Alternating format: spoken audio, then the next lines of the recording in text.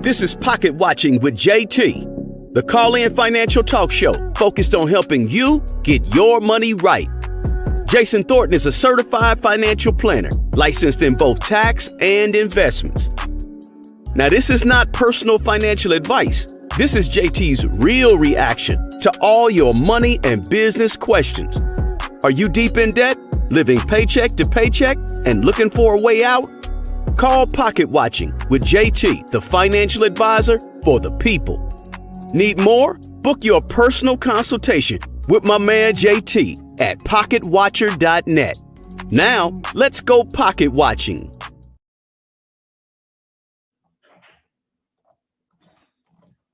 All right, listen, people, we're back. We are back. Hey, Pocket Watchers, what is going on? Listen, first and foremost, big shout out to the over 72,000 of you who hit that subscribe button. I appreciate that. I know the Pocket Watchers been gone. Did y'all miss me? I know. The last 2 or 3 weeks of tax season is way too busy for me to even get real content out there. So I appreciate you guys. Y'all been hitting me up in the comments. When are we doing the live streams again? Well, they're back. The live streams are back. And listen, y'all been busy while I've been gone.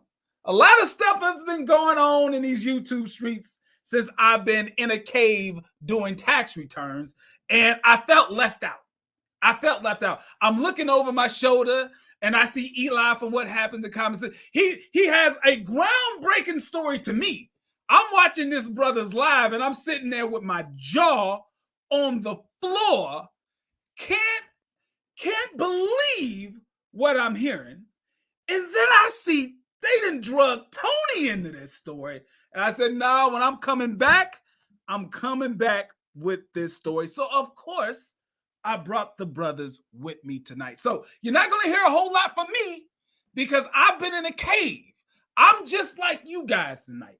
I am reacting to the crazy story that these two brothers have exposed and brought to the community. And I'm bringing up Eli first, because Eli is so eloquent in the way he describes what's going on.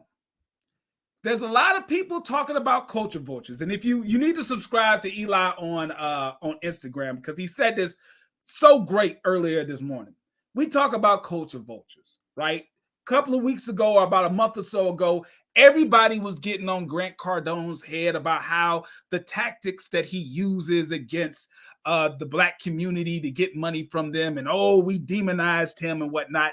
Mainly because I get at everybody. Yeah, I got it at Grant Cardone, but I get at other people too. When you have characters like EYL and all these other people, 19 Keys, when they get on when they get on Grant Cardone, they're doing it from a point, in my estimation, they're doing it from a point of envy. It's not that they don't like what he's doing, because that's what they're doing. They just don't like that he's so damn successful at it to their own community. But that's how I look at it. But I got to give credit where credit is due. Make sure that you go and subscribe to Eli's channel, What Happened to Common Sense. To me, he is the brother who broke this story, and you got to subscribe to him, get it from him straight and direct. And the brother's a genius in my point of view. So without any further ado, let me bring up my brother, Eli. What's going on, E? Everything's going great, man. I'm glad that you finally now are getting your chance to hear this story, because day by day, it just gets more insane, more absurd, and just downright wicked and devious when you really start unpacking what's going on here. But see, and I said this on your channel before, one thing about time is it reveals all. And I went down by saying this, that once this bubble pops, I remember we were talking about the credit stuff and the Toro and the Airbnb stuff. All of these people, they are a function of a bubble, because interest rates were really, really low. That damn near 0%. Anyone could get a credit card, and then anyone could get a microphone, set it up, and look like they had a show.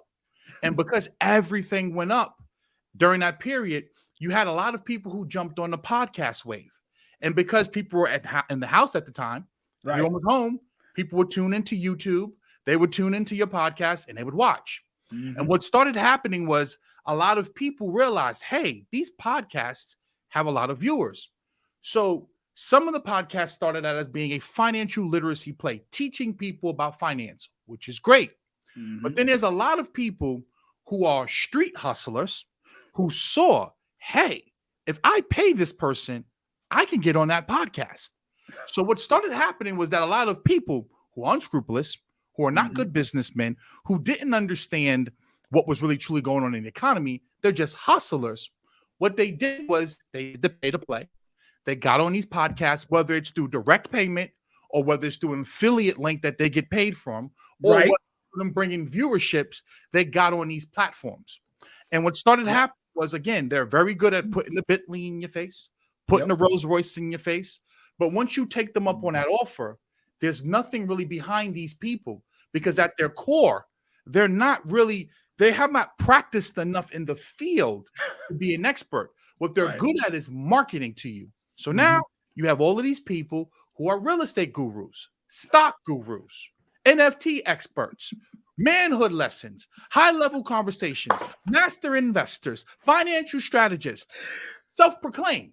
None of them actually did these things in real life. No. So therefore now we come to this story right here. Exactly.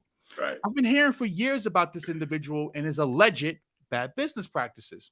So people start sending me the story. You know, I'm busy doing what I have to do. Then Tony sent it to me. And I looked at it and I said, whoa. So I started looking into it a little bit.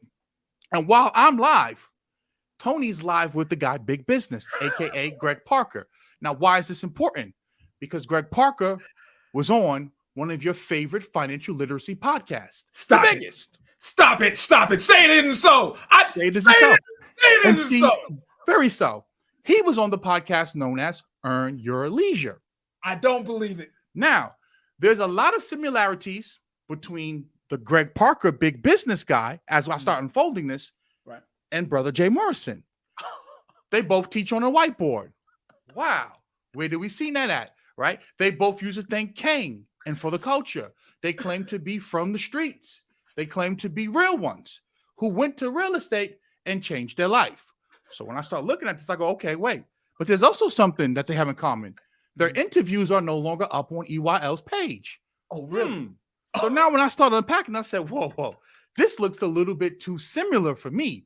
You go to EYL's page, and I can share my screen right now and show you the video of them actually being there on the, and I'll do this real quick. Let me pull up and share my screen, because I believe that I don't want a person to say that I'm, out here just targeting people.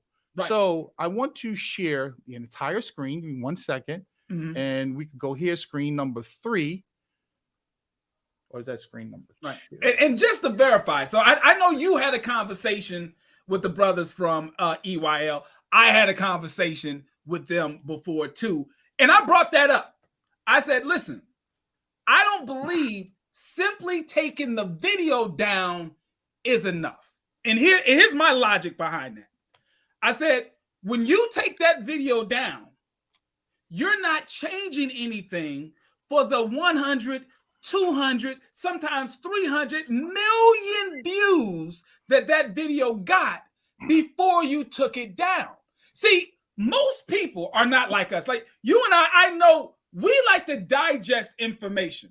So we won't watch something once. We'll watch it 3, 4, 5 times to digest the information. Because honestly, if you watch something one time and you think you got something, you're wrong. There's so many different layers of things that you miss, especially in a podcast form, because it's so conversational, right? So there's things that you miss. But the average person, they're not like us who will watch something 4 or 5 times. They watch it once and run with it. So EYL taking down a video is not enough. If they have to actually step up to this is what I'm telling them. You got to actually explain why you took down the video, because there's going to be people who don't know you took it down because they're not looking for it anymore because they watched it. And this was Rashad's answer to that. He said, that's your opinion. He thought taking it down is enough. I feel as if you have to do more than just take it down, because it's not as if you have one of those Man in Black memory erase machines and now all of the hundreds and thousands of views that video received before went away. So can you see my screen right now? It's not popping up in the back office. I can't see it right now. Okay, so let's go here, present, and then it's saying I would have to restart Chrome in order to do that. I guess I would have to go out of here. Oh, okay. Can I send it to you? Yeah. See if you can send it to me. All right, I'm going to send it to you to your Instagram page right now. Okay. Can you pull it up from that way? Yeah, I can pull it up. I just bring it up real quick. There we go. Hey, shouts out to everybody, man. I appreciate everybody, holding on as the Pocket Watcher was actually doing my day job and wasn't giving you the content that you're used to getting once or twice a week. So while JT's pulling up this video, what I want to say is this, right? And I don't say this to attack Earn Your Leisure. This is really to inform Earn Your Leisure. Because what these individuals are doing, and see, Earn Your Leisure doesn't realize the impact that they have. So when you have the impact of people and you're using things like doing it for the culture, and you're talking about uplifting Black people, one thing about us as a collective, not all of us, but especially those of us that are at a lower socioeconomic status, what we tend to do is we look at a person like a messiah. So the minute that a person comes on that platform, in the average person's eyes that's viewing that is a stamp of approval.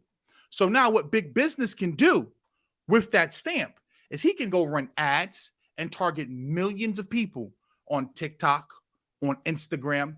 And because he has the stamp of EYL, people look at that and go, he's legitimate, whether or not they took the video down. And see, this is what a lot of people don't understand about these type of individuals, because now once you take the video down, great, they're still running with the fact that they were featured on EYL. It's the same thing with going on the Breakfast Club, right? So now when I see the fact that the interview was taken down, that's a huge red flag to me, because why would you take the interview down unless you knew something or you felt something about this person's business practices? Now, that right there, that blue wall, very, very, very much so, looks like the blue wall that used to be behind Rashad and Troy. And now when you listen to the video clip, you're going to hear Rashad and Troy in the background. All right, here we go. Let me unmute and then play. My whole first check to my houses. I looked up, I was 28 years old, making about $150,000, $200,000 a month.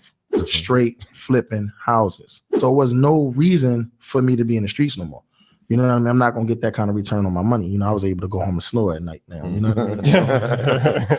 So, once I saw it work, I spent my whole first check just buying houses, and I was selling. I looked up, I was 28 years old, making about $150,000, $200,000 a month. Straight flipping houses. So it was no reason for me to be in the streets no more. You know what I mean? I'm not going to get that kind of return on my money. I have to go home and snore at night now. You know what I mean? So, now, I just want you to think about this, and I say this all the time. Anytime you see a person that's constantly referencing the streets and they're trying to compare real estate to flipping dope off the iPhone, and all you got to do is go out here and just flip, And, say it's just like the drug game. You just take 20, you turn it into 40. Whenever you hear a person speaking like that in absolutes, that should be red flag number one. The minute, because this isn't business isn't the streets. Okay, we're not flipping birds. Okay, and it's just it's so disgusting to watch these people consistently. Because again, that right there is a subliminal message. And see, this goes back to the culture vulture aspect of it, because they're using buzzwords and they're trying to draw parallels to other young men that may be in the streets right now. Right. See, they're not going after the middle class working Black family. Their primary audience is the hip hop crowd. And it's the same play over and over again. Get a celebrity, get a rapper, stand next to them, get the influence, get the clout. And now people will say to me about me and you, we're clout chasers, giving victims a voice. What we're doing is real financial literacy. You know why? Because we're highlighting bad business tactics, bad business deals, and showing you how you should be vetting a person. If a person is comparing their business practices to the streets, that tells you all you need to know. Because what happens in the streets? Stealing happens in the streets. Backdooring happens in the streets. Unethical business happens in the street. So don't be surprised when you give a street dude your money, that street stuff happened. Now, back to the story, because now when I seen that, I said, real quick, I want to admit that I did see you give that presentation. And, I think we had a conversation before. I think I'm a little OCD because when you gave that presentation, you pointed at that blue wall. I said, I've got to see the full picture. Because I was like, you know what? Eli is right. I seen that wall before, right? I've seen that wall before, and I figured there's a way that we can see the whole thing. So coming to the screen is a zoomed out version of that. Wow. Just to verify. I had to do it, man. That's just how my mind works. Yeah. I had to do it. Now, what's amazing though, like I was saying prior to you speaking, is that they'll call this clout chasing. They'll say that they don't. I met Rashad and Troy, and Rashad told me that he didn't respect this type of content. And I said, I respect the fact that you don't respect it, which is why I'm going to keep making it. Because, see, there has to be a balance. There has to be a counter to what you're saying. You have CNN, you have Fox News, you have Pepsi, you have Coca-Cola, you have Sprite, right? You have to have a variety of opinions so that people can now make an informed decision. I am not coming up here saying that their platform is bad. They have some phenomenal guests, but they do a poor job at asking the detailed questions so that you can make an informed decision as a consumer. Now, get back to the story. So when I seen that, I had to go live. So now there's a young man by the name of Hod, right? Hod the billionaire. And this is a young 19-year-old kid at the time who goes to, quote unquote, his mentor, Greg. And this is all alleged based upon the claims, but Greg has confirmed some of this with himself. But, you have to use those things to protect yourself. So just kind of give you a brushed up version of the story. So now when I see the video and they're arguing, when you hear the two of them arguing, it doesn't sound like two real estate professionals that are going back and forth. It sounded like two, excuse my language, two Negroes on a corner arguing about a drug deal. See, this goes back to the street culture aspect of it. Because number one, why is a business mogul named Big Business even doing business transactions with a 19-year-old? See, that right there was a red flag to me because your name is Big Business. Now, mind you, it's not BUSINESS. It's BIZZNES. That's all you need to know right there. Big Business, right? So now I'm looking at this stuff and I'm saying, wait, a lot of this stuff don't make sense. Right. So now we're live. And effectively, this is what big business, not small business, not little business, but big business. Out of all of the business he's doing, he can't find no one else to refinance him out of properties but this 19-year-old. So the 19-year-old says that Greg comes up to him and says, hey, I got these 4 properties. They have a bunch of equity in it, but I've hit my cap of $3 million. So the bank won't let me refinance no more, allegedly. So what I need you to do is I'm going to deed the properties. Now, mind you, This is a real estate mogul.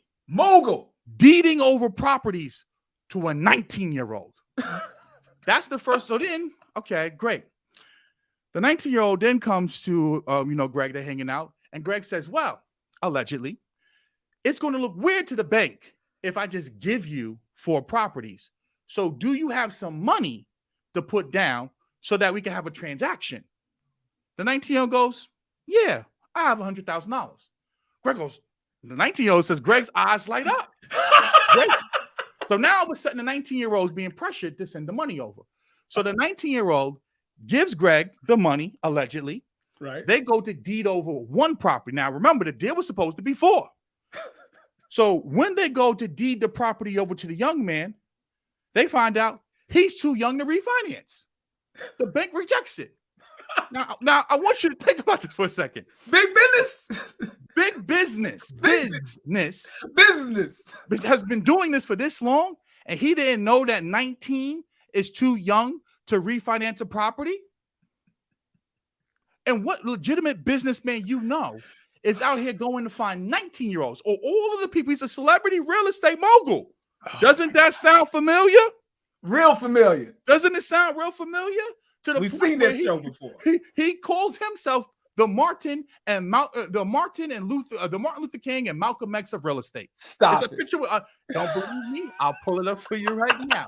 He calls himself him and King. Because I know Lil Malcolm. I know Lil Malcolm was Jay Morrison. I know he called himself Lil Malcolm. Here, I'm going to send this to you right now. Okay.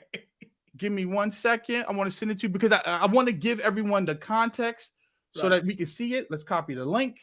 I'm going to send it to you right now because, see, birds of a feather flock together. And all of this makes sense because, see, Tony's going to get into a lot of the details because people have been sending their experience. But first, you got to kind of get the background and start seeing there's a lot of similarities here. I just sent it to your DM. Okay. So now when I start looking into the story, I say, okay, none of this stuff makes sense. There's a lot of similarities to Jay Morrison here. And just in regards to the way they market, the way they talk, the audience that they're speaking to, being on EYL, having this right here, right? And right here says Martin and Malcolm. This is bigger than the album. I'll just think about that for a second. You have 2 people comparing themselves to Martin Luther King and Malcolm X. Do you understand how the level of disrespect and how asinine that is to even desecrate the ancestors like this? See, to even allow a person to mention financial literacy in the same breath as oppression is insane to me. To even allow something to play like that's like he's playing a character there. There's certain characters that have to be off limits if you truly know what we've been through. But you're allowing them to compare. They're riding around in Maybachs, flying on jets, wearing $1,000 suits and Rolex watches. Martin Luther King and Malcolm X were killed. Do you understand how crazy that is? These guys, they prey on the financial illiteracy of their audience, and they also prey on just the naivete of a community in search for a savior. They're searching for a savior. So you have gentlemen like this, based on what I'm seeing, raising their hand saying, I'm the guy. I'm the savior. I can help you. And it comes to this to me, Eli. Because people are looking for a savior, what does a savior do? Now, not to get too preachy, right? This isn't the church of pocket watching, right? This ain't the church of pocket watching, but this is how I think. What does a savior do? A savior is redeeming you of your sins, even though you don't deserve it. They're redeeming you. Well, that's the mindset that a scammer wants you to have. They want you to believe that you can get something for nothing, even though you don't deserve $1 million deal because you've done none of the hard work, none of the groundwork, be it education or being, taking the time to be in the industry. you know, and I'm assuming based on this story, the 19-year-old isn't in a position where he earned the right to get a deal this good. Because the deal sounds real good, Eli. Sounds way too good to be true. Way too good to be true. But when you have a savior, it's okay to have an imbalanced transaction. Because that's what saviors do. A savior brings you all this good stuff, and you only have to do a little bit of work. All you got to do is believe and trust in them. And that's why they always tie themselves to a Masonic figure. Because that's what they can do for you. And here's a funny thing. Right on cue, just like King J now is religious. Right. Now that big business is going through the stuff, he's on there talking about the shaitan and talking about the devils. And it's just the parallels between him and King J, right? King J now is amazing to me. So now back to the story, because I want to hurry up so Tony can get on as well. Go ahead. So now we're at the point where, okay, the young man is not old enough. So they say, well, at this time now, remember when the deal first was mentioned to him, he was 19. At the time they get to this point, he's 20 years old. So they say, okay, well, we'll just wait like another, 6 months, and then we'll be able to go do the refinance. Now, mind you, the deal is supposed to be $100K for 4 homes. Right. Okay. Well, now the young man is allegedly living in one of those homes. And because he's living in the home, it turns into, well, you got to use the money that you gave me. I'm going to deduct what you're living in the home for out of the money you've given me. So it turned from you're supposed to get 4 homes to now you're renting a home for me, and I'm deducting the money that you gave me for the rent out of that. Hold on. Listen. I'm tired. I've been at work all day. I must have misheard you. So let me make sure that I got the basic elements of the story in place. It was supposed to be a transaction where the 19-year-old was going to give big business $100,000. Yes. And he was going to get 4 properties. Yes. Because of his age and the transaction that they wanted to do to refinance, they had to wait about 6 months to be able to finalize that transaction. In that time of waiting, the young man moved into one of those properties. Yep. So the idea is for the 6 months he's waiting on a property he's already paid for, technically. It's just the paperwork isn't done yet. Yes. Right? The money has been exchanged. The paperwork hasn't been done yet. Exactly. He's now paying rent on a property he technically already paid for. Is that correct? Correct. This is big business. This is big business, mind you, right? So, but see, it gets even better now. So now, come to find out, they go into a whole bunch of Airbnb businesses, things of that nature. Now, mind you, this property, because you would think with a name Big Business, this would be like a immaculate property. I mean, of course, something grand. Of course. Come to find out, the property has no HVAC. No hot water, no heat, and no AC, and this young man's living in his property for months now.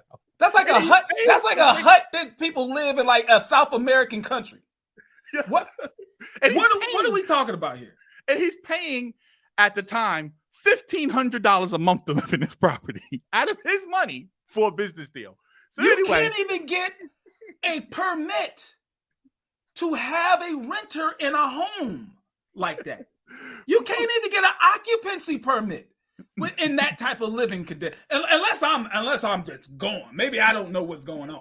Yeah, but it gets better. It gets so much better now. So now, fast forward, years go by. The kids tired of being in the property. So the kid tells Greg, "Hey, listen, I don't want to do the deal no more. You told me I was supposed to get 4 properties. I don't got the 4 properties no more. Just deduct what I owe you for the rent. Give me my money, and I can go." Right.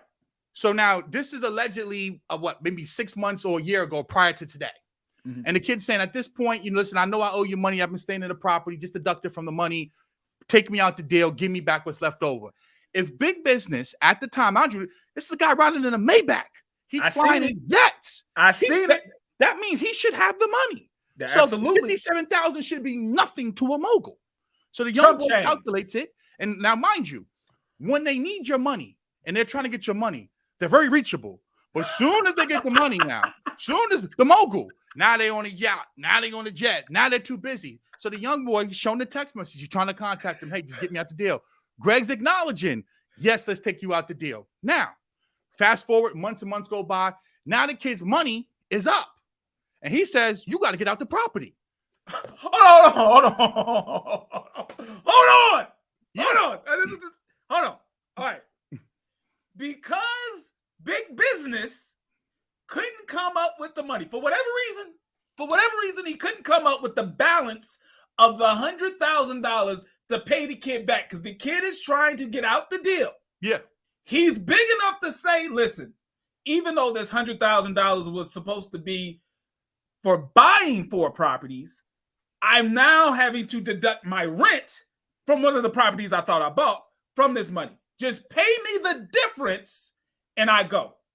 Yep. Big Business, for whatever reason, does not pay him the money for such a long period that the rent eats up the rest of the money. Yep. Big Business. Right now, this is based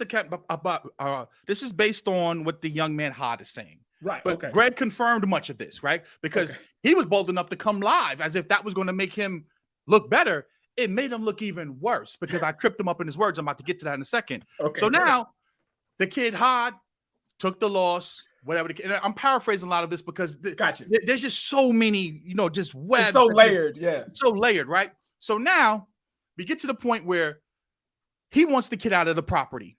He's ready to evict the kid out of the property. He's threatening the kid allegedly, talking about he's going to have some real ones come pull up on him. Because, that's what your mentors... it's thugs tactics now. Yeah. Because, that's what mentors do for the culture. They're going threatening. Now, at the time, this kid's probably like 22 now. Yeah, 22 or 23 or whatever. And now you're threatening him, right? You go from a mentor, from the big homie, to now you're threatening him to get the property. So somehow the property gets flooded. Big Business goes on Instagram and posts a reel saying, look what niggas do to your property. That's what he says, word for word. Right. So when the kid Hod sees that, that's when now he comes out public because he feels like now you're trying to, this is something private between us and you're trying to spin it like you're the victim. And see, this is what most sociopaths and narcissists do. Yes, right? Sir. It's never their fault, right? It's always someone else. So that's when the kid Hod goes public with it and the video goes viral. Right? So now, boom.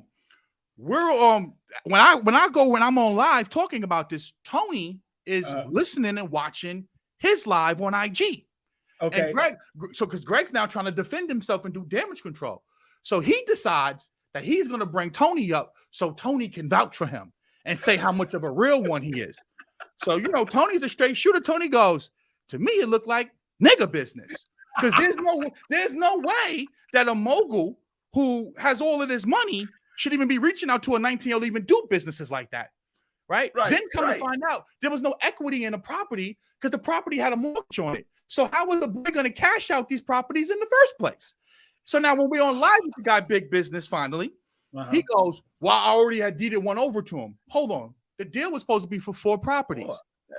Once he gave you that money and you found out that he wasn't old enough, that means that none of those transactions should have happened. Because see, from my understanding, I'm a coon, I'm an agent. I don't know anything, right? I'm just a hater. I just hate on the biggest podcasters in the world. That's all I do. Me too. Right? Yeah. From my understanding, in real estate, there's supposed to be a transaction, meaning the money goes from your bank and it goes into an escrow. And then 2, the actual property is cleared. Yeah. Right? Then it comes out of the escrow. The minute that the property didn't clear, that means the money should have went back to him. The money doesn't magically just disappear, right? So see, now this is where the Ponzi scheme aspect comes into play because now we get to the good part. So now when Tony is talking about these things, people are DMing Tony saying, hey, I was scammed too. Hey, I was scammed too. Hey, I had over 50 people. If you go and look at the comments, there's over 700 people in the comments talking about, I got scammed too. So I go, whoa. At this point, this is bigger than Nino Brown, baby. This is huge, right? Just from the comment section alone, I counted $2.5 million of people talking about they didn't get the mentorship. He had them purchasing properties allegedly that was on the condemned list, purchasing properties that had tax liens on it. So then now what started happening was because Tony has a large platform and him and Big Business had that interaction, people are reaching out to Tony, but so much is to the point where you can't ignore it anymore. And see, this is where the culture vulture aspect comes into play. Because when you have 800 people who have had similar interactions similar to the young boy, that means that there's a problem here, right? And the fact that that video was taken down by EYL tells me they knew, or they must have heard something that made them say, we got to distance ourselves from this person. So now when we look at the culture vulture aspect of this, when Grant Cardone made those comments about black people, everyone, 19 Keys, EYL, you name it, everyone had something to say about Grant Cardone being a culture vulture, that he only uses black culture to make money. And they were just mad because the white man's ice is always colder. But see, now you have victims. We're talking about millions of dollars worth of victims. Now you don't hear any of the doing it for cultures, the red, black, and greens, the B1s, the Hoteps, the back to Africas. Where they at? Everyone's quiet. Because see, the reason why I view a person like Big Business as a culture vulture is because he uses culture to connect with black people. He pretends to relate to them, right? To come from the struggle, to be of the struggle. So that's the culture aspect. But the vulture aspect is that he is preying on you because he views you as a person that's inferior. See, a vulture preys on the dead. The vulture preys on the weak. Right. So he's going after you because he understands that you are weak. Like there was a lady that was on Tony's live that was talking about she got the investment capital from literally being a surrogate. This is a woman that is renting out her womb to get investment capital. These are not the most savviest of investors or people that you would think should be investing, but that's who they want to go after. And see, they target markets like East Cleveland, Flint, Michigan, Baltimore, where you can get a home for $5,000, $10,000, and they come to you. Now, mind you, this is alleged. Right. He's a mentor, but he's purchasing these properties for $2,500 because they're on the condemned list. They got liens, all kind of crazy stuff. Right. And then he's coming to you, the mentor, and he's charging you $5,000 or $10,000 just for the mentorship. And then what he's saying is that allegedly he's then taking a house he purchased for $2,500 and selling it to the mentor for $20,000, $40,000, $60,000. Now, if you look at the comps in the neighborhood, the comps alone are like $10,000, $15,000. There's no economic base. So now, then he's saying the properties need work. So I'm going to give you a construction mortgage because now he's acting like the bank. This is big business now, right? Okay. Right. So now he's mentoring you. He's then selling you the property. Then he's getting you into a mortgage for a property to renovate it. That's already way over the comps at 40, 50,000, right? And now he has you paying a rehab mortgage on the property, right? And then most of the people are saying no construction ever happened on the property. So you know, this sounds like a vertically integrated grift, right? He's got a vertically integrated grift. Like I said, there's enough content. Seriously, once Tony come on to and he starts sharing this stuff, there's enough content for over a month because like it just the story gets more asinine and absurd as you go to the point where like literally you're purchasing shells of a property for a wholesale, right? He's wholesaling the property to you. He's playing the middleman and the mentor and the construction rehab guy in the bank. Like, see, that right there is a conflict of interest across the board, and it's predatory in nature because you're going to get the most vulnerable people who don't even really know how the process is supposed to go. They're trusting you, the mentor, to be able to guide them through it. But you, the mentor, got your hands in their pocket every single step of the way, from the mentorship, from selling them the property, right? From rehabbing the property and being the bank. And then now you have the ability, if you want to, you can foreclose on them for some made up number for a mortgage that doesn't even fucking exist because there's no construction going on. That is a perfectly vertical integrated grift. He got you at every spot. And here's one thing that I hate about the relationship thing. A mentor-mentee relationship is, to me, it's almost like sacred. Like the number one mentor in my life is my father, but then I've also had mentors within my field of finance, right? When you really are a mentor-mentee relationship, you understand that you have what's to me referred to as an undue influence on them, right? They will damn near do whatever you suggest because of the bond that you created. That's why I don't like to see a whole lot of business going on between a mentor, mentee, coach, athlete, teacher, student, because of the undue influence that this person has over the mark in this sense, because they're just going to go with it because you have complete trust. And I know it sounds bad, but, I was taught, even in my, continuing education and all the stuff that I have to do to stay licensed and stuff, you can't have a transaction like that with someone you have undue, legally, like a financial advisor, like most people know, a financial advisor can't even take a loan from a client. It's against the law. Unless the client is like a close relative, we can't even borrow money from a client. Why? We have undue influence over them. We'll say, yeah, let me borrow $20,000 because there's an investment I need to get in real quick and I pay it back.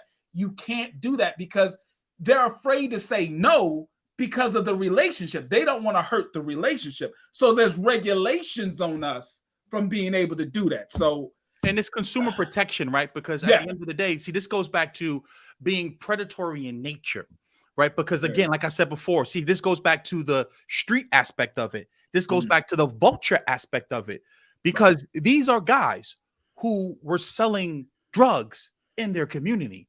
So see, we got to be mindful of who we're dealing with here, right? These are men who are unreformed criminals, and they found a new hustle. They found a new hustle. That's it. But King J said that I was going broke.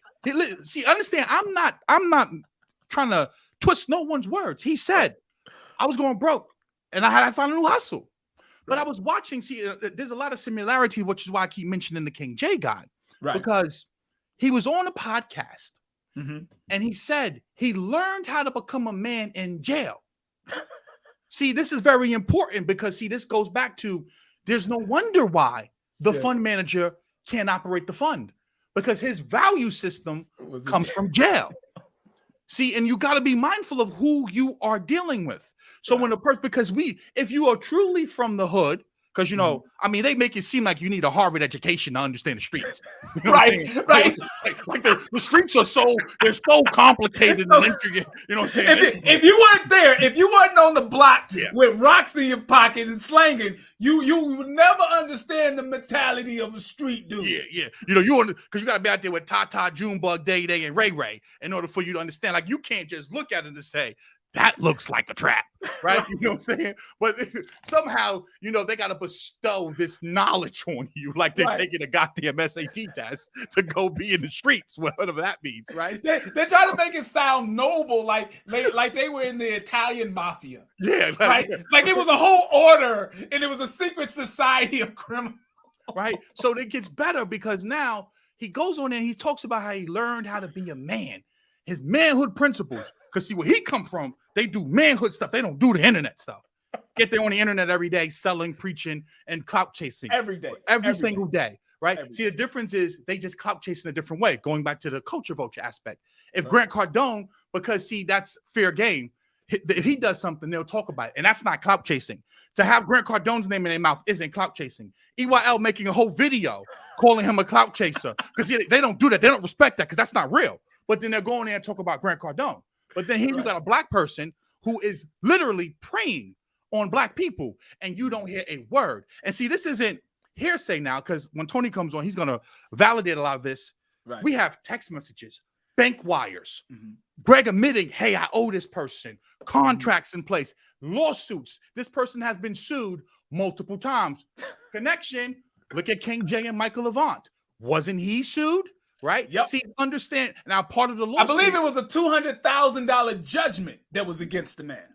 Yeah. Now understand, part of these lawsuits are the gag orders where you can't speak about the business practices, right? That or what happened to you. Part of you getting the settlement is you can't talk. And big business now has had multiple lawsuits like that as well. And see, this is why platforms like yours, mine, and Tony's are necessary, because now people can speak about what's happened, because all EYL feels they have to do is take down a video. Do you understand that big business can run ads with that actual interview? And because he does, he literally he does. He's got TikToks or whatever, little reels or whatever, where he's showing that interview. So until they publicly disconnect from him, the average person is going to look and see they got the EYL stamp of approval. There we go. And that becomes the biggest problem. So now, wrapping this all up, when you see all of this stuff now, and all of these people start coming out the woodwork, and you got the lawsuits, and you got the contracts, and like people literally, they have wire transactions. So now, in closing, because is Tony in the back? Yeah, he's right. Yeah. In closing, wrapping up my portion, the culture vulture aspect of this becomes, what duty do you have to the culture? What responsibility do you have when you are bringing someone on your platform and you are elevating them, and you're making these claims that you're for the culture, right? You're making these claims that you're here to empower people. Then how are you empowering them by taking a video down, but allowing a predator to continue to prey? That is no different than having a guy that you know is abusing children, and you go, oh, I'm not going to say anything. It's just as bad. You know why? Because these are people, like I said, this lady was renting out her womb to get investment capital. These are people who are maxing out their credit cards to get this investment capital. I want you to think about the relationships that were strained. You had a man come on in and talk about how him and his family are having problems with each other now because of this. You got to think about the turmoil that these type of things take on an individual and on a family, and how it can destroy and rip people apart, because that may be their last 20,000. See, you don't think about these things and the impact. And mind you, all he does, he'll block you. Or if you put enough pressure on you, allegedly, you'll sue him. He'll give you some of the money, but then he'll continue to go out here and keep operating. Now, for the people who try to defend him and say, well, he did right by me. He made me whole. How? See, this is where the Ponzi scheme comes into play. Where the money come from? There we go. Because see, did the money come from you buying a property, rehabbing a property, selling the property, making the profits? Or is the money coming from new investors and because now come to find out he has all these different LLCs, got Hammers and Heels, Maybach Construction, all these different LLCs and businesses. Is it coming from all of these, because he's a serial entrepreneur, just like King J? Is it coming from all of these entrepreneurial endeavors and money's being moved around and only paying off the ones that are putting the pressure on? So I just want to leave with that. And I think that is very important that we understand a lot of people, he's not the only one that's going to get exposed. A lot of people built up this fictitious lifestyle, this larger than life lifestyle during the pandemic because interest rates were cheap and everything went up. Everyone to look like a genius. But now we're starting to see most of these people are not geniuses. They had really good marketing tactics, but they had no real business acumen behind it. Great point. Great point. All right, let's bring up the man of the hour. Let's bring him up to the stage. Here we go. Tony the Closer. It looks like you're on mute. Looks like you're on mute. So give yourself, make sure you get yourself off mute. And while you do that, hey, big shout out. What's up? Got 964 people in the building. We deserve at least 700, 600 likes. So take this time to hit the like button. Hit that like button. All right, Tony, before you start, I got to put you on the big stage. I got to get you on the big screen. So real quick, because listen, I saw a couple of clips of the work that Tony's been doing, and I said, no, listen, I gotta see this. I gotta see this. I want to be just like the audience. I gotta hear the story. How did Tony the Closer get involved in this mess? Man, I caught a stray bullet. I just happened to be sitting back and obviously anytime this scam stuff comes out, because I had the whole situation with Jay and I was so heavy with how consistent I was with it. Every time somebody has any bad relationship, I get their news. So I told people back a couple years ago, like, man, you guys are trying to make me like the scam buster or something, because now every time somebody has bad business with someone, I'm getting a DM immediately. And a lot of times, hell, I pass it right to you. If I think it's interesting, I pass it over to you. But 2020, I get one of big businesses employees at the time who had been working directly with him in the office who had called me, and she was pissed. And she had broke ties with Greg, and she was making some very serious allegations about uh, him doing bad business, and it was just she was coming with a lot, and it came so quick. But she was so frustrated, like I didn't really know, like if it was like the upset employee who who falls out with somebody, and then they just try to spill it all or whatever. Right. So I reach out to Big Business, and I have a straight, transparent conversation with him. I told him, I said, hey man, like I got a couple people that I personally know that said they've had issues with being able to get money back, et cetera, and property. You have an employee who shared this story to me, and he was like, hey man, I'll take care of it. And literally all the people that I mentioned to him, he went and paid them their money back. So to me, like I was like, okay, well, I guess the guy's legit. Like, I mean, Right. he had a One-off couple. situation. It wasn't something that like everybody was having a problem. One-off situation. When you brought it to him, he fixed it. The people that he sent to me all reported back like, hey man, I got my money back. So this was in 2020. I just think nothing of anything. So a week and a half ago, I see this kid Hide the Billionaires post. Everybody's sending it to me. They're like, hey, check this post out. Check the post out. I look at the post the first day, and it was like 400 or 500 comments on it at the time. And I'm reading through the comments. And I'm like, boy, this shit looks crazy. But I was like, it ain't got nothing to do with me. I'm getting out of here. So I literally leave the post. And a couple of days later, the post like gets sent to me by like 4 or 5 other people. So now it's like more and more people going in the comment section, and now they're tagging me more. And I was like, let me look into what the heck is going on here. So I started looking, doing a little bit of research, just looking around lightly, and the kid Hyde and he just continued to put up a couple posts in regards to what had been taking place with Greg. Now Greg goes live to basically address the haters. That was what the topic of the live was. He was going live to address the haters, and I guess Hyde was the hater that he was addressing. And on his live, I happened to come in towards the middle of it where he's really being dismissive to the entire process, saying people like have been getting money. He's paid out over $4 million, and that this is just people who don't understand real estate business, and et cetera, et cetera, et cetera. And I'm just watching from the audience like everybody else. Like the people here tonight, I just sat here and I just watched it. Right. And he starts talking about me, complimenting me. Hey, Tony, man, shout out to you, man. You know, you're a real one. You put my son in your course, and your course is legit, is dope. And he was just like shooting me compliments, and I was like, okay, he's over here buttering me up online. I kind of felt what was happening. I'm like, he's just buttering me up.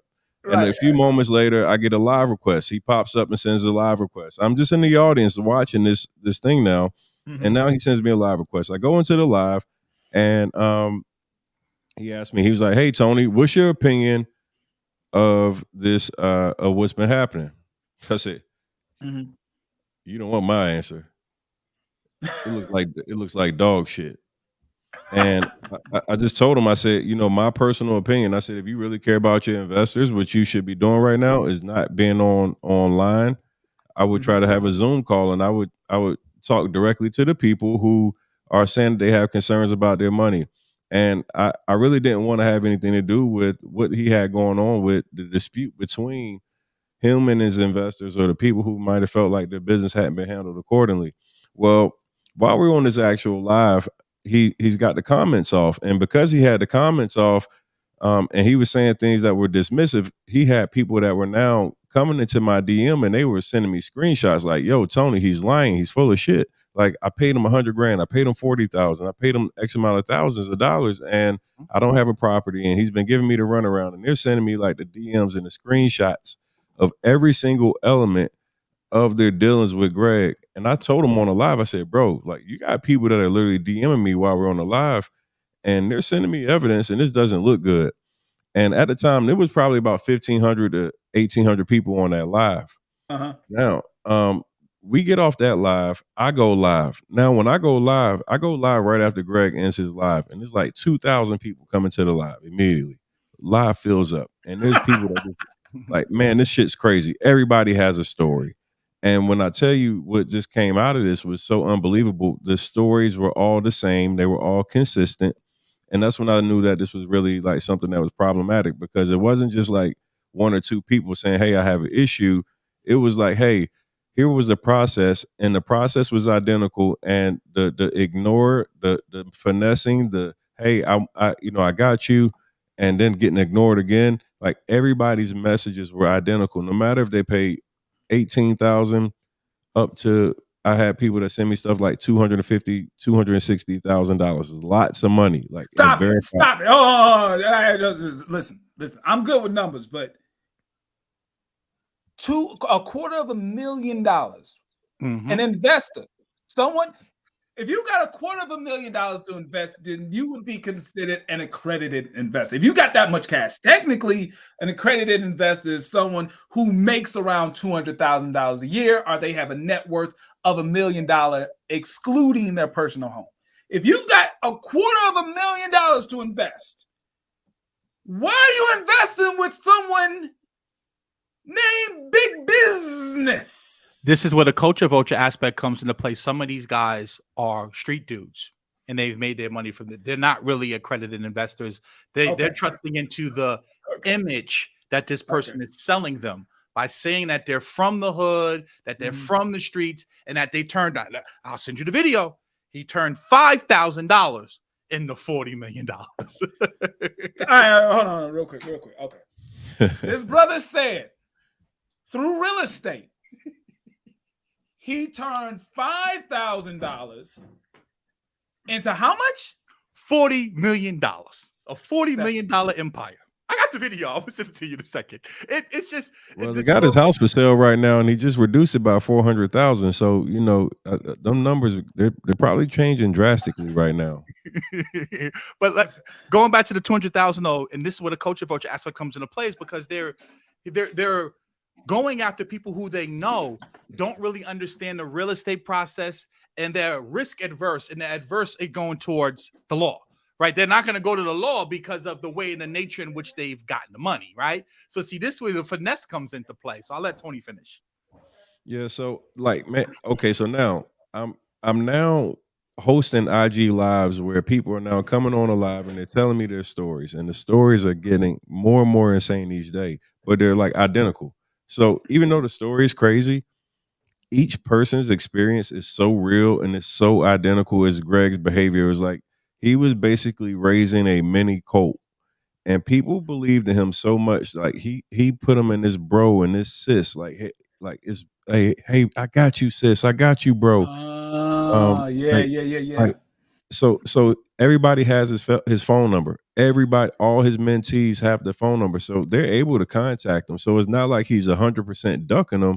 He's just giving them bullshit runaround.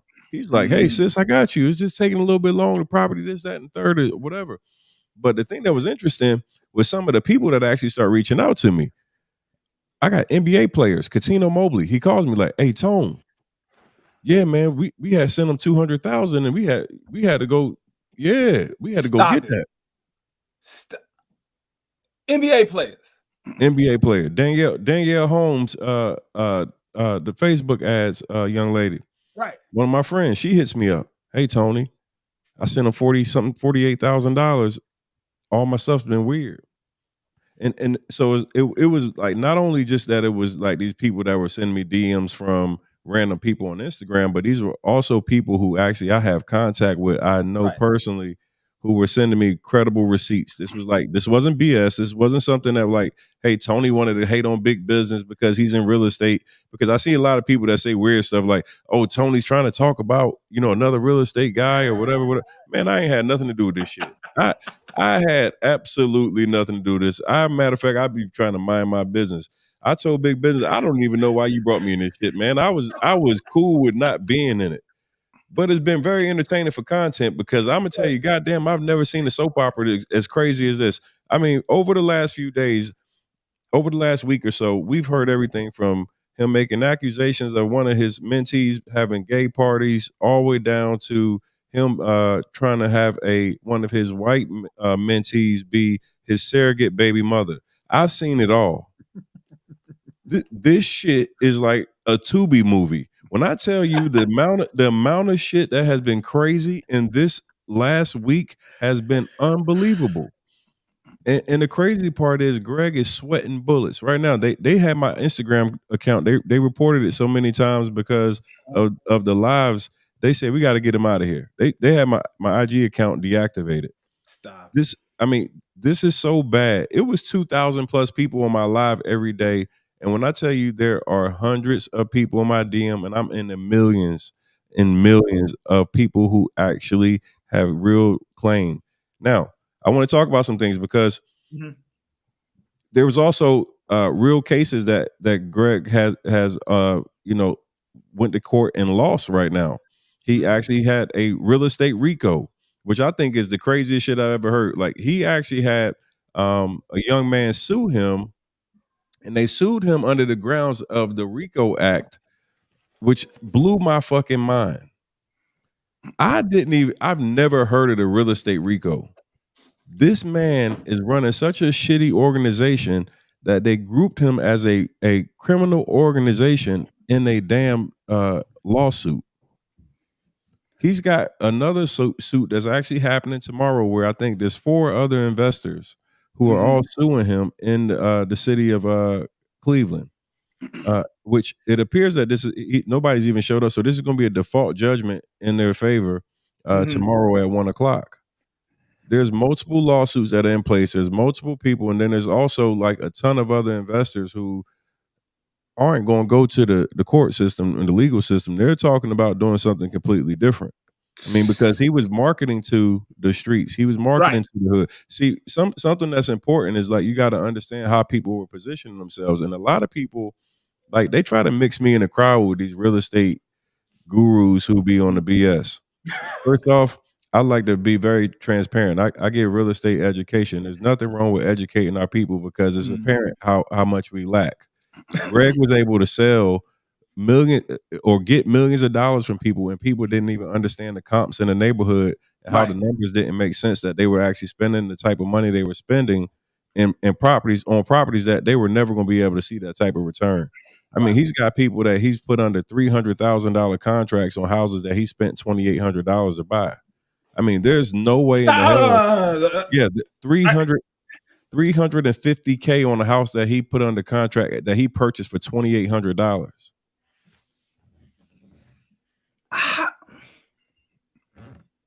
How could so he was the bank, right? He's the bank in this situation, right? Through the transaction. So he's the bank. He's buying it for 28 or whatever, and he's selling it, but also lending the money for the sale. And all he's getting for this one is even more interesting because this guy gave him cash. So Greg and his companies purchased his property for less than $3,000.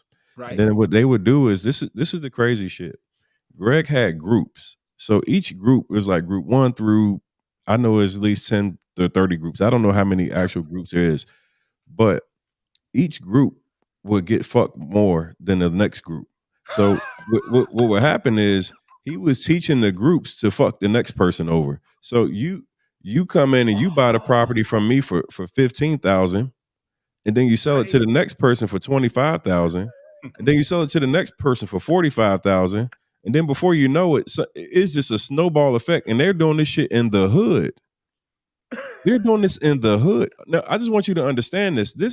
They're doing this where some of these people are getting their properties, and by the time that Greg is actually giving them the property, there's actually bulldozers that are coming and knocking these properties down because they've been condemned by the city.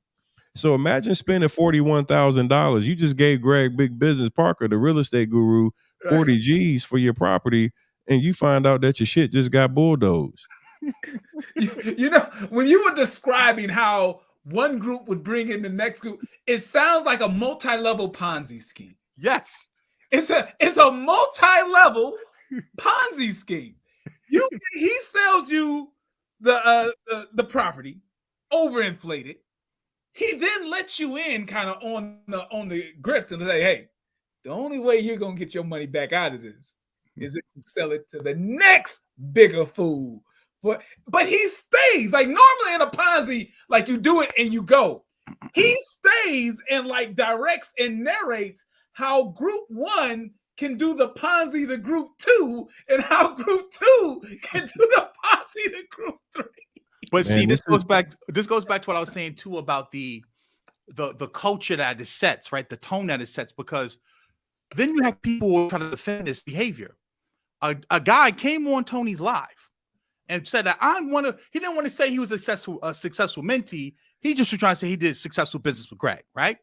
Okay. And they're trying to defend the indefensible.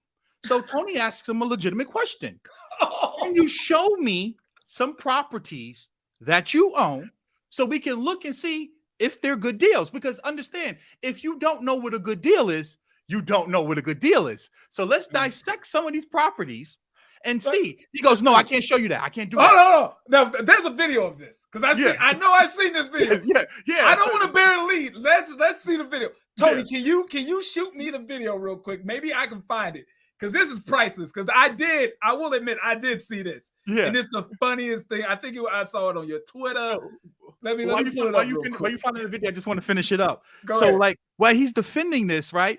He's trying to defend the indefensible. So Tony's asking a legitimate question, because see, with real estate, it's something that's tangible. The numbers have to make sense, right? At the end of the day, because the devil's in the details. So let us see the deal. So he goes, no, but if you want to buy the property, I'll send it to you. So then Tony says, yeah, I'll buy it cash. So he picks up his phone and goes, yeah, Crystal, put together an offer sheet. I got somebody that wants to buy the property. So Tony looks, and the screen is stop. No. I can. Hey, if I play from my side on the present, will it play? Because I actually have it on my but send it, yeah. Okay, hit present so I can share, because people gotta see this, because it's better to watch it, because it's amazing. It's amazing. It's amazing.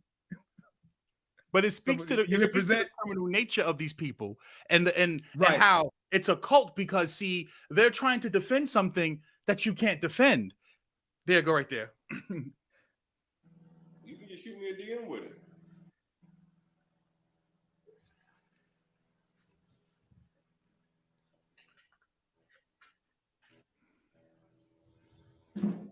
Hey, Crystal, really quickly, can you put together a proposal for me? Give me 4 Cleveland properties. I'm gonna send you over an email address for somebody who can send them. Just package it up for me. Pause right there if you can. the volume's a little low. So I just want to make sure everyone's clear. The volume's a little low, but I love this still shot right here. This gentleman with the beard and the head wrap that he has on his head. I call it the Taliban scarf. He had on the Taliban scarf. Yeah, on the Taliban scarf. This gentleman, he's on the phone. The phone is to his ear. He's clearly on the phone. He's speaking to someone he's calling Crystal. And he's telling Crystal, hey, get together an offer sheet. Because what's happening right now, Tony is calling his bluff. This man has claimed that he's done several great deals with big business in Cleveland, I believe, right? It was in Cleveland, correct. Right? Yeah, correct. And Tony's like, okay, yeah, if you're doing good deals, show me the deals. He's like, I'm not going to show you the deals. Now he's trying to call Tony's bluff. I'm not going to show you these deals unless you give me an offer, unless you buying the deal.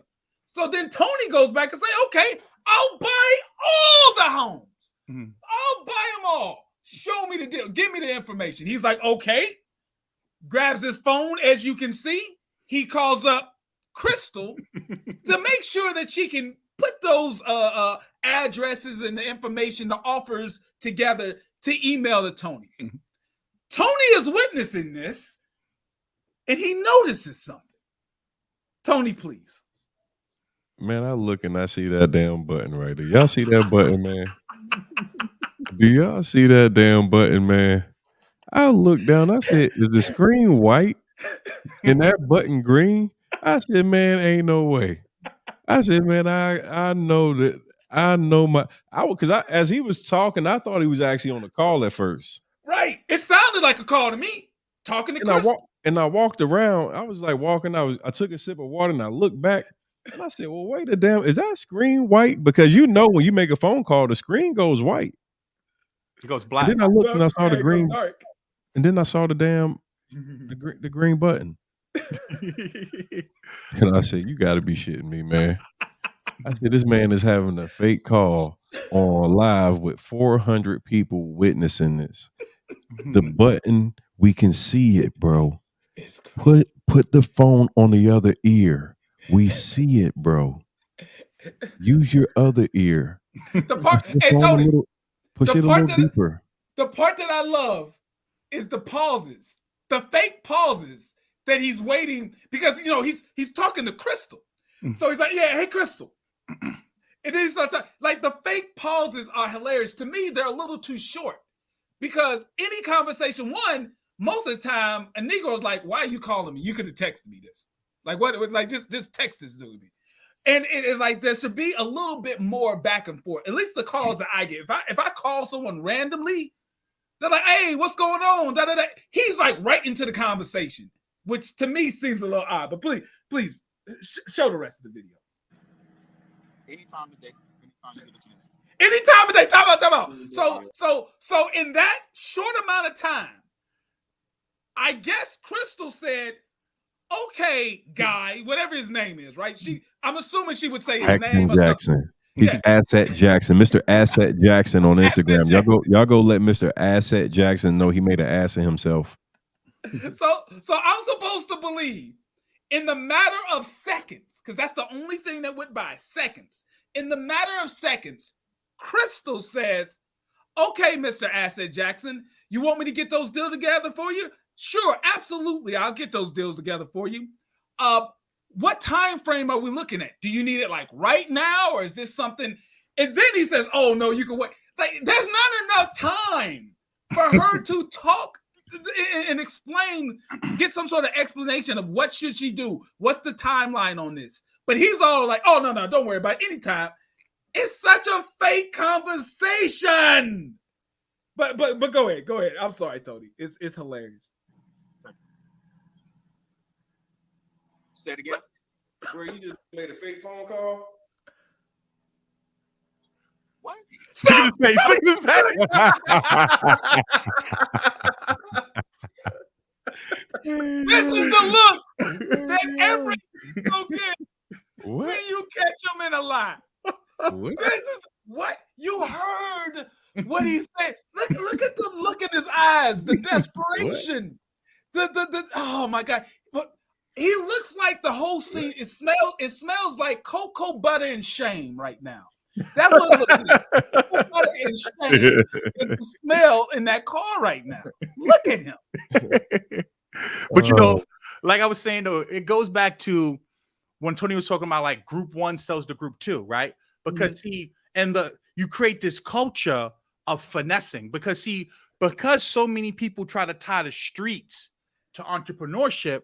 When you're dealing with these type of individuals, it's no different than putting a fake check in your bank account and finessing the bank. It's no different than cracking a credit card and making a duplicate of it because they come from finessing. They even make music about it. Ran off on the plug twice and all that. Right. So therefore, these people, because they come from that element and they relate to it, they don't even see the predatory nature and the problem with it and the harm that defending that type of behavior causes. Because see, somehow you're supposed to just take your L and keep it in the street. And walk away, right? And just walk away.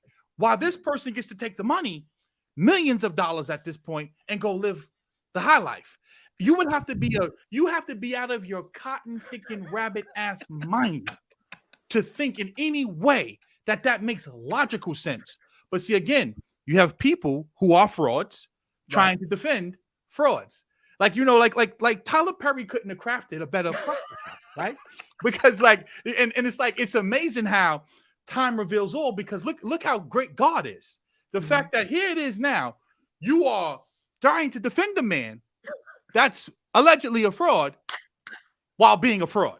Listen, you are trying to explain to Tony in the world of the high moral standards of a man.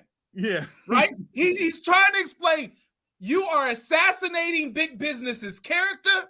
He is a man of values. He is a man of ethics.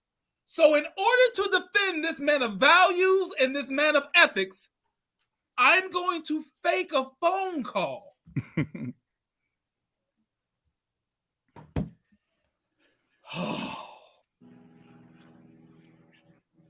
Okay.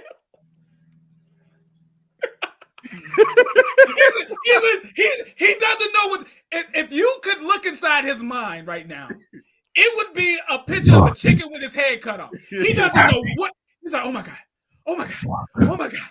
He got me. You don't know what to say. He don't know what to say. That look right there tells you everything. He wanted to melt. Right. He wanted to melt.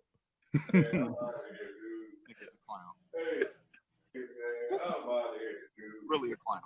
This nigga's a clown. Hey man. Hey man. Hey dog. Hold on. I know damn well. I know y'all seen that green button down at the bottom. Bro, I'm still Freeze it. Everyone is clear. This was not the screen that he had on the phone at first. He's still Hold on, JT. Hold on, JT. I got to interrupt you. Go ahead. It says calling on the screen. He says I'm still on the call. I'm still on the call. No one's picked up yet. He's still on the call. He said he's still on the call. It says calling. It says calling right there, man. Bro. Big business. This is big business going on, man. Not small business, but big business. This is dumb business. Nigga, what? He doesn't even have time to fake the cover up good enough. It's still calling. He wanted to melt. Like, if you ever had secondhand embarrassment for a nigga, that was the one time I felt embarrassed for the nigga. I'm like, damn, nigga, like that was the worst lie I ever seen. In front of 400 people, and now you're viral. He's like, it's like 1 million views on Twitter. Like, this dude is getting hammered. Oh my god, this is classic. But again, like I said, you see people trying to defend this, and then it's like, this isn't hearsay. There's text messages, court documents, wire transfers, contracts in place. Like looking up the properties and actually seeing the transaction history on the property. So at this point, like, because Tony was talking to another guy last night, and the guy's like, well, if it's that, if the thing, it's not if. This is not if. These are things that have happened. Right? Like this is documented. This is not like, oh, you're just being a chatty patty, you gossiping. We're talking about millions of black dollars that have went into what clearly looks like a Ponzi scheme. Because every time someone comes on and says, he made me whole. How? Right? Where did the money come from? Because see, like the Trinidadian guy was saying, if I send you money for a home, and then we go do a search on a home, a title search, and we find out that there's a lien on the property, right? That means that the money should have never left escrow to go to a property because I don't have the property, and I don't have the rehab done to the property. So where did the money go? Because the money doesn't magically just disappear. So now you can't take money from one place and move it to another place if it's supposed to be used for a real estate transaction. If the transaction doesn't go through, the money should come back. It's very simple. Yeah. And I want to touch on one thing real quick about people being made whole, because that's a great point. There's some people who will defend it or not talk about their experience because they were made whole. For those of you who have never dealt with these type of situations, there is a thing within financial crimes referred to as a clawback. A clawback occurs when there is a Ponzi-like scheme like this, where there were early investors who actually made money in the scheme because they were so early into it, they made money.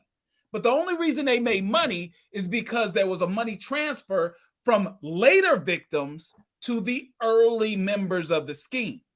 What the government has the authority to do is claw back, meaning they can take all of the extra money that you got from the deal to try to make the other victims whole. So just because you got made whole and you got paid out, don't think if this does go to the level of federal court or whatever, and there's some receiver, a government official, someone that the government steps in to go over the entire deal and try to get the victims their money back. They don't just go to big business in this situation or whoever the Ponzi scheme guy is and get his money. They go to the other investors who took out more than they put in, and they can take your money. Even if you've already paid taxes on that money you got, they can still take your money. His IG is Mr. Asset Jackson. I see a lot of people in the chat. Mr. Asset Jackson. I also see a couple people in the chat. Shout out to my guy, Real Estate J Jones. He said, yo, JT, Tony the Closer is a joke. Be aware of him. He'll turn on you. It's interesting that you guys all have like this perception of Tony the Closer turning on people. No, see, you got it all wrong. And that's the perception that a lot of people got based off people who manipulate by lies. Jay started the lies, the manipulation. He stole. He got called out on it. Anytime you've ever heard me address anybody, it's because they've done something that was bad business. And it's very important that you guys also know something. JT's been around me longer than you guys have seen him as pocket watching JT. And I've never did anything that was shady business towards him or anything that he's seen around me. I guarantee you, if anything, there's been plenty of people that wanted to report and put Tony the Closer on full blast. So if I had a bad business, if I was scamming people, you better believe I would already been on the episode of Pocket Watching. Everybody would love to be able to get a little wave of Tony the Closer. I think what hurt you guys' feelings is somebody that's actually been a truth teller that actually brings stuff to the light, and I'm unapologetically myself. See, when you do this stuff, you got to understand that you got to have thick skin. See, before you guys saw JT, a lot of the stuff that you guys now see that come out came from me having the courage to be able to use my platform and my voice to be able to make people be able to be heard, victims that weren't heard, people that were blocked. See, it was a lot of people that talked behind backed up and fake pages, but I actually used my platform. So I took the brunt of the attack. I actually was one of the people that actually had the courage to do it. So put some respect on my name. All right. Let's go. And also what I want to say too, just kind of building on the clawback aspect of this, because see, the kid Hod had said this like, well, you know, see, Greg is really, really smart. And all he has to do is go set up another LLC and just move the money around. No, when you are committing wire fraud, you're not setting up another LLC. If the people actually, because see, there's something known as forensic accounting. Yes, sir. And anytime you are using these digital devices, there's something known as a digital footprint that you leave behind. Every device has an IP address, a MAC ID. So when you are texting people and emailing them and acknowledging that you owe them and you have not paid them, you are committing wire fraud, conspiracy to commit wire fraud, right? This goes way beyond just creating an LLC. And if you are a person who has worked with this individual and you're trying to keep it in the streets and you want to be quiet, if you are an accomplice, like the lady from FTX, the lady, I forgot her name, how they took down that whole organization, you are an accomplice if you worked for that organization and you knew bad business was going on and you didn't say anything. Ignorance of the law is no excuse. So when people call me Officer E, I will wear that badge and that character proudly, because like I said before, just look at the people who he's preying on. These are not the people who are in position to take a $20,000 hit, a $40,000 hit. So you owe it to your people, if you claim to be for the people, to at least say something. Because like Tony was saying, I've been making this type of content now for over 4 years, going back to Umar, going back to Jay, going back to Polite. And it's the same playbook over and over again. The similarities are all there. Then the people who try to defend it, you're not defending it based upon facts. You're defending it based upon some fictitious bullshit ass street culture. That at the end of the day, aren't we all trying to get away from the streets? Didn't you become an entrepreneur to better yourself? So why do we have to all the time equate something to something that we know is a trap, that we know set the community back? So why would you want to even uphold an image or uphold certain rules from that lifestyle that don't apply here? You're online selling courses. You're not in the streets. And you left the streets for a reason. Okay. So it's very important that we understand this. Like I said before, where people are trying to romanticize the streets as if it's something good or if it's something real. That is a culture that was given to you, right, by your oppressor. That's not some shit that you should be upholding. It's something that you should be dismissing with everything in your heart. Because look what it has done to us as a people. My God. All right. I gotta see the rest of this. I gotta see the rest of it. What's his response after this? All right. What? Oh shit! Listen, I'm gonna call you back, Tony. She never picked up. No one picked up. Get out of here. I know y'all niggas seen that green button. Green button, man. I know y'all seen that green button. I know y'all saw that green button, man. Hell no, bro. Hey, hell no, bro. I see every motherfucking thing, dog. I see everything, man. Niggas be thinking they can play with me, bro. I see everything, nigga. You can never play me, man. Oh my. Gotta get away. Use Southwest Airlines because that brother wanted to leave immediately. That is crazy. You know the thing with what I noticed with Greg is that he's been doing like basically a campaign to try to like dissuade away from the pressure. So he's bringing these people on that are giving these testimonials and saying that they had success. But listen to the people's story. He had a young lady that said, I had to actually run him down and say, where's my money? And he gave me my money back. See, if you're buying a real estate was that asset, a success story? Was that supposed to be a success story? That was the success story. But if you're buying a real estate asset, where is the actual property? See, all these people that are coming out, they sound dumber by the second. See, one thing about me is I take a lot of pride in the fact that, people can say, hey, I don't like Tony the Closer. He's got into it with this person. He's got into it with that person. I've sold over 55,000 programs to people. I want you to understand that. 55,000 people. And there's not anybody that says Tony the Closer took my money. There's not any missing 40s, 50s, hundreds of thousands of dollars. There's not millions in investor money. I don't take people's money. I help people learn how they can actually get into this business, which is a complete different strategy, right?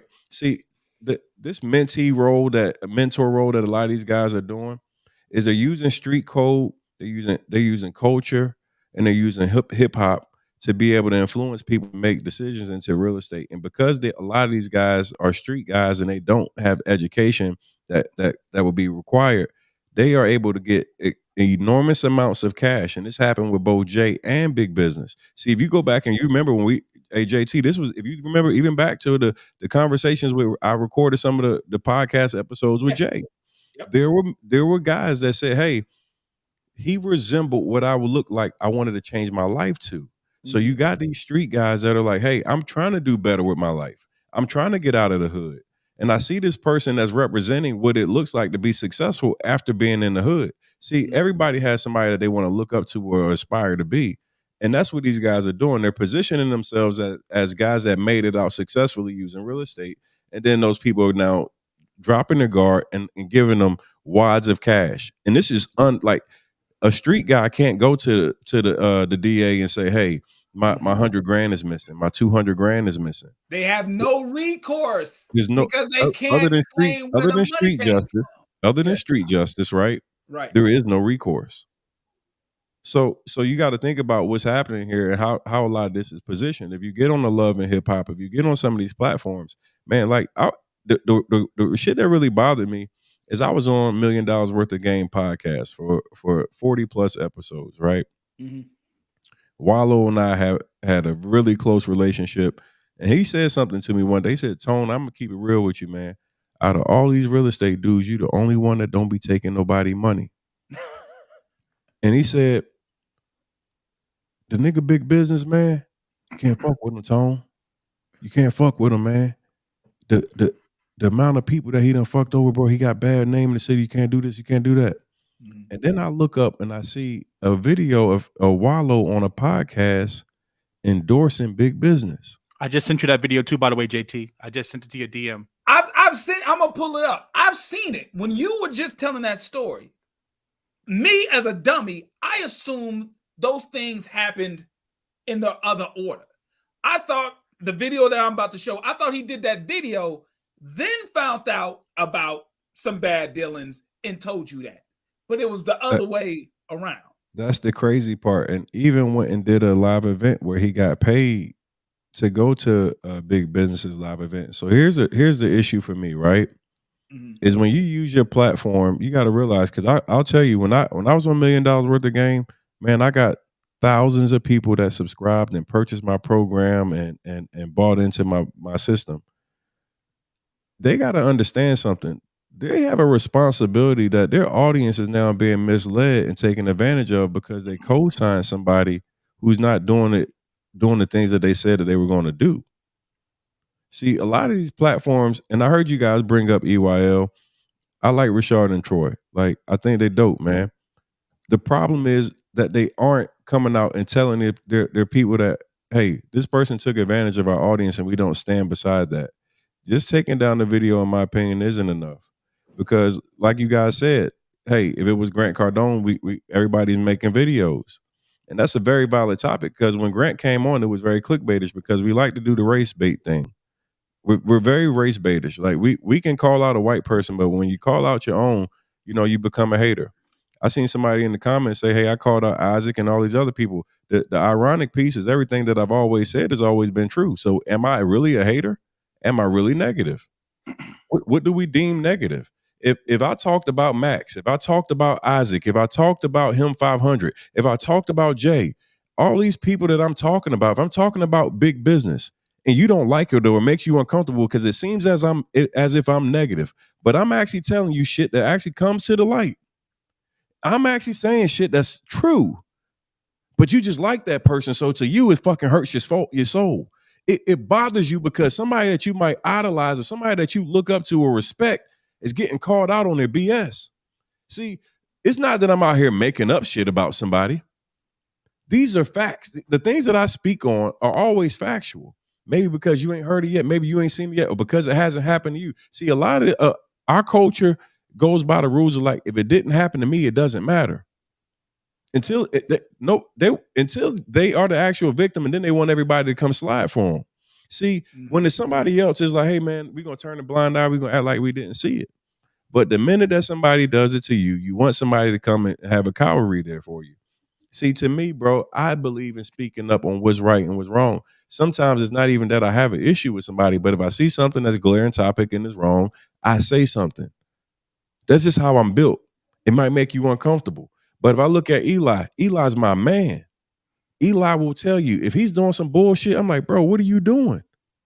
That's my guy. That's just the type of man that I am. Eli will tell you that. Like, and that's not, and we got nothing but respect for each other. But I think as black men, sometimes that like we need to be able to come at each other and say, hey, bro, you out of line. Hey, that's not a negative thing. Eli never took it as a negative. He was like, man, hey, bro, we talking some real shit right now. And that's what we got to get to as men, is like, sometimes we just got to be able to have somebody that can say, hey, bro, this shit that you're doing right now is out of line. That doesn't align with what we say that we want in our culture. Everybody loves yelling culture, culture, culture, culture, until it actually comes to something where people are causing a detriment to the culture. These people that are actually stealing millions of dollars to the culture. Now, why are you guys so quiet now? Why is it that the same platforms that talk about financial literacy, black wealth, and building and everything else are quiet about the scams in black culture that's causing millions of dollars in financial literacy? See, this is a lack of financial literacy. See, when you talk about somebody selling properties to people and all the properties, all the money was sent to Greg Parker LLC or something that him or his wife own, versus it going to the title company or the closing attorney where it would be held in escrow. See, this is the basic financial literacy of real estate. Right. It's a learning opportunity, but they're not taking it as a like right now, this is learning. Like everything that you talked about, everything that Eli talked about is not just to point and say, look what bad happened. It's to protect yourself from it happening to you, these are the things you need to do so it doesn't happen to you. So it could be a learning opportunity for these bigger platforms to talk about. But what I think what happens is that it's not really good for their brand and their business, because then who else are they going to have on the show? Because I don't think the best interviews that I see on those platforms are not money makers for them. The money makers are the business spotlights. That's where the money comes from. They get a bigger audience when they interview a celebrity.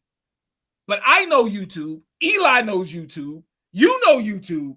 YouTube don't pay for those hot interviews with celebrities. YouTube gets you money for other stuff.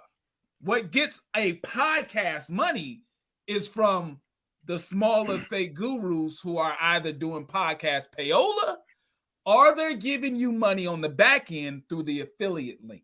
So And I don't also, think they'll to do it add because to it that, hurts though, their JT, pockets. what I want to add is I love making this type of content. You know why?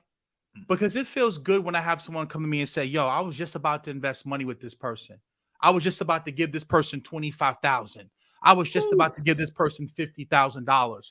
But watching your video made me go do more research, made me go educate myself. Because again, because we were in this bubble, most of these people, this is their first time ever investing.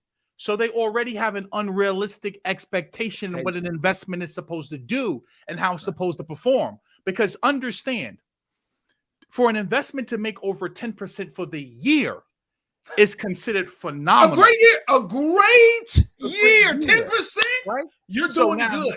You're coming to people, you're telling them, I can give you 20% returns, 30% returns. These are returns that, again, in a bubble is very possible. It will happen in a bubble. But when things get normal, that's not a normal return on your investment. But because people are relating it to drugs in the streets, and you just got to flip, and then you just flip again, understand the liquidity is not there now. And see, this is how most Ponzi schemes crash and burn.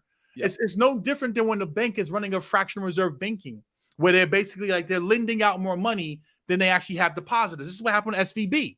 Once everyone comes at one time and they say, give me my money, they don't have the deposits on hand to give the people the money. And see, this is why it takes 2, 3, 4 years for him to give people their money back, because you would think a person who's driving a Maybach, who's living in a multi-million-dollar home, who's flying on jets, would be able to give somebody $9,000, $10,000, $20,000 back. It does not take that long when your name is Big Business to give people money back. So I just want to understand, I want you guys to understand, yes, I'm doing this for clout. You know why? Because you're giving the clout to the wrong people. You need to give the clout to the people who are trying to educate, who are actually trying to uplift you and pour back into you. Like Tony says all the time, giving away millions of dollars in free education, giveaways, etc. Listen, you gotta say to yourself though, why are you attracted to that type of messaging in the first place? Because see, that's also a part of the problem.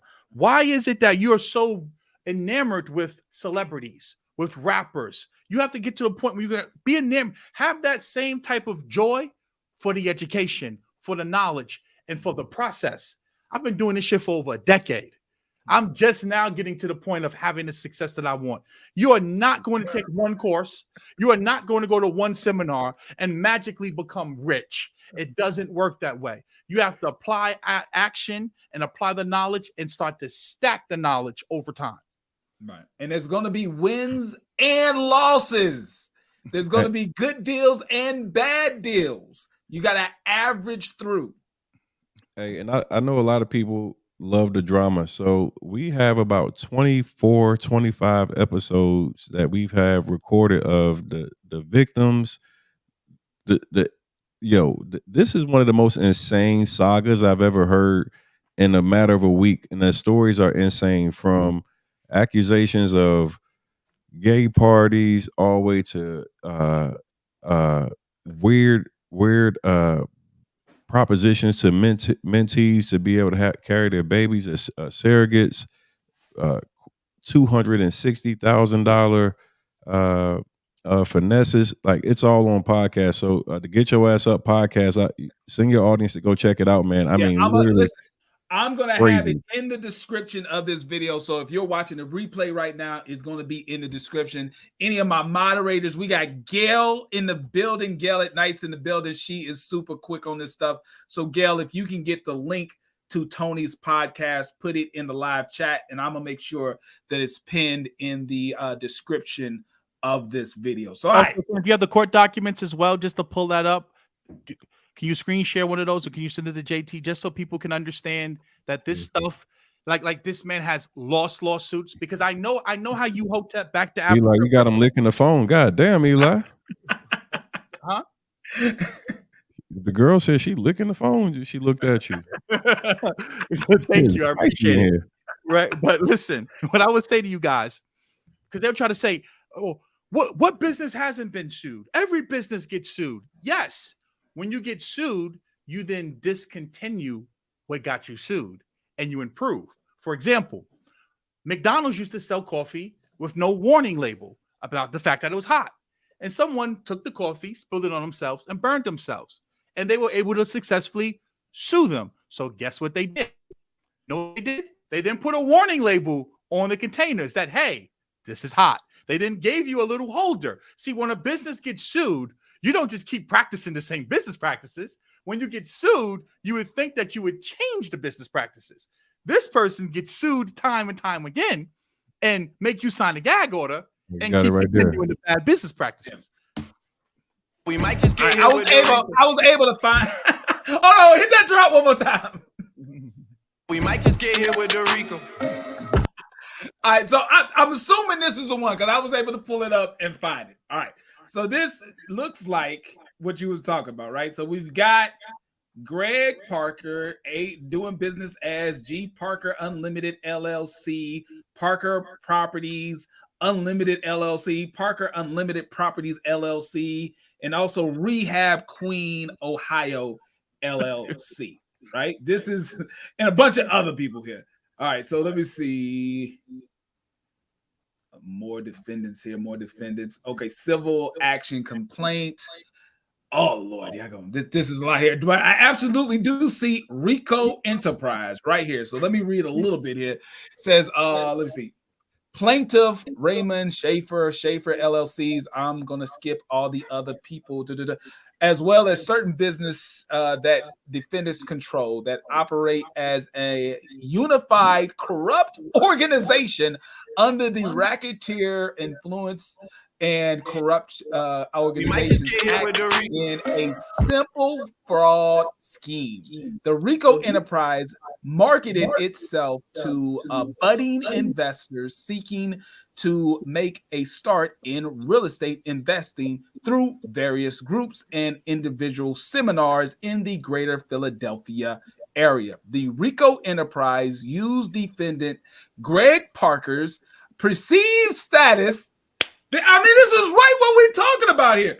His perceived status as a real estate mogul, very similar to King J, aka Young Malcolm, aka Jay Morrison, who now, after me and some other people showed his bankruptcy and how he was never a mogul, now he says, I'm not a mogul. Y'all put that on me. I'm not a mogul. You claim the mogul title. But this is also saying that he used his perceived status as a real estate mogul in a you can do it too educational scheme that was in fact a front used to induce students into purchasing real estate properties from the RICO Enterprise. It's right there. There's no slander here. There's no twisting up his words. There's no misrepresentation. Like I said before, there's so many similarities between him and the King J dude that it's laughable. And at a certain point, we have to understand this isn't hating. This is how you truly elevate the culture. Because like I said before, most of what these people are teaching is financial lunacy. It's not financial literacy. And if you as a person cannot understand, if you want to be an investor, put the work in. There are no shortcuts to success. There's no microwavable success that you're going to have in 5 minutes. Put the work in, and always be leery of a person who is trying to equate business to street culture, because that goes into the culture vulture aspect of it. They are trying to prey on you and go after you because they deem you as a mark. See, like going back to even a hard situation, you got to ask yourself, if the deal is so good, why me? What did you do to deserve this magic deal that a person is going to give you 4 properties with millions of dollars in equity in it? It doesn't make any sense, right? But see, understand, that's the bait. He's fishing. So that same story that he told Hard allegedly, he's probably said that same story to 50 other people. He just wants to see who's going to bite. Because remember, he didn't come to you with a number. He asked you how much you got. See, that's the way that you finesse the person and you reel them in, right? You throw the bait out there and you see who has what, right? Because a person named Big Business should not be doing $1 million transactions with a 19-year-old. That right there tells you ain't nothing big about his business. All right, let's wrap it up. So, Tony, please let them know where they can find more content with you. I'm going to pin your link to your podcast in the description of the video, and hopefully you get your IG back. Yeah, man, I'm working to get my IG back right now. You can find me on YouTube at Tony the Closer. Right now, my Get Your Ass Up podcast is literally charted right now in Apple. We're number 6 in documentary. We're in the top 50 in society and culture. If you want to listen to all the drama, all the breakdown of this big business saga, go subscribe to the Get Your Ass Up podcast on Apple Podcasts. I'm actually doing a $1,000 giveaway to people that subscribe. Leave a 5-star rating and comment in the comments. So yeah, man, appreciate everybody from that'll be coming over, man. We're looking forward to being able to give you guys some content, real estate content, education. Go find me on YouTube, Tony the Closer. Thanks, JT. Yes, sir. Yes, sir. And to Eli, let them know where you at. On YouTube, my channel is What Happened to Common Sense, and on Instagram, my name is Common Sense Eli. Please be mindful. Please, if you follow me on IG, I have hundreds of fake pages, and they're going to DM you asking you how's trading going. Please, I would never DM you first. Do not go out here sending money to random pages. Vet everyone the same way that you would vet someone dating your daughter or dating your sister, or whatever the case may be. Put some, have some discernment on the internet. And last but not least, like I said before, I'm not making these videos because I want to attack black men. I make these videos because there's an opportunity to teach. I'm a firm believer in that you don't have to touch the stove and get burned to learn. If you're watching other people get burned, this is a way now that you can elevate the culture. Platforms like this are necessary. Just like EYL is necessary to get the views, you have to have the opposite so that people can now have a wide variety, and therefore they have both sides to make an informed decision before you purchase, before you do business, and before you interact with people. Learn how to remove the emotions out of business. It's always about the numbers. Yes, sir. All right, people, I'm back. Thank you for holding on these past couple of weeks while I was in my office all day long doing tax returns. Pocket Watching with JT live streams weekly are back. Make sure if you haven't subscribed, hit the subscribe button. Like this content. That helps with the YouTube algorithm. We will be back next week. Same Pocket Watcher time, same Pocket Watcher channel. Thank you, guys. I am out.